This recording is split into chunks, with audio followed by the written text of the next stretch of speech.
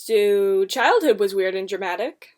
I live in a small town in the middle of nowhere, but I go to school with people who live in a city, or at least enough of a city where there are things to do other than an outlet mall with a movie theater 20 minutes away and a trampoline park that only plays bad Christian rock from the 90s. So people will sometimes ask me about what the people around me were like when I was growing up, and I like to say, there was nothing really to do but be mean to each other. This one time, I was sitting on a bench next to a teacher because I didn't really want to talk to anyone else, and this kid just started throwing rocks at my head. Dude, what the heck? And this wasn't exactly an isolated incident for him either. In 5th grade, he had one of his massive angry outbursts and stormed out of the room, but before he closed the door, he flipped us off. The door shut, and immediately, the sound of cheering toddlers filled the room! Cats and dogs living together, mass hysteria! And he stuck his hand in again, and we booed like there was no tomorrow!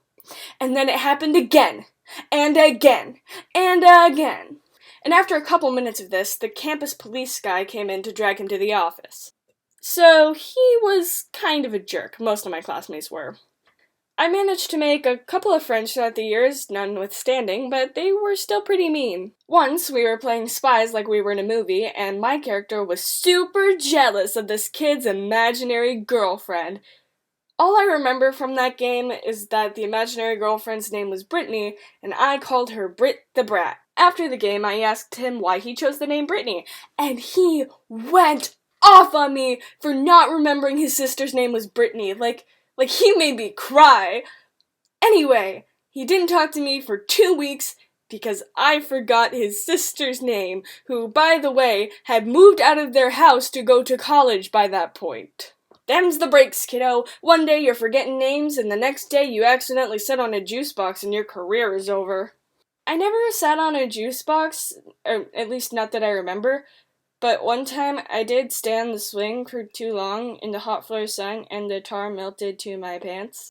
I'm still afraid of swings. But of course, not every childhood story I have is bad.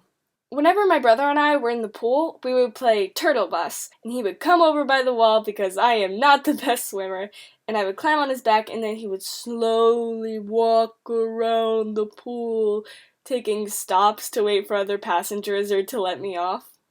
It was fun. Speaking of pools, you know how you're normally in them in the summer? Speaking of summer, you know how people tend to think that summer is hot? Speaking of hot, you know how people think that Florida is always hot? That is what we call a segue! Anyway, it can actually get down to the 30s in mid to late winter.